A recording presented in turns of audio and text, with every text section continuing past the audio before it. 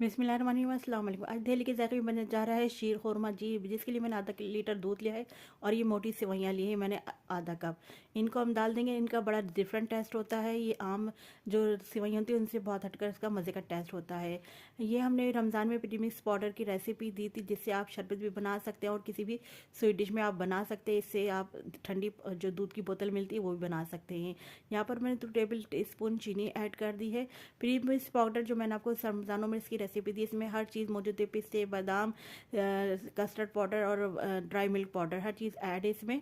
तो अब हम देखिए, बस प्रीमिक्स डाला हमने और इसको हमने 10 मिनट से 12 मिनट तक पकाया और हमारे लीजिए ज़बरदस्त सी यमी सी शीर खुरमा बनकर रेडी हो गया है। इसके लिए आप लोगों ने मेरी रेसिपी प्रीमिक्स पाउडर की देखनी है तो दिल्ली के ज़ायके पर अपलोड है।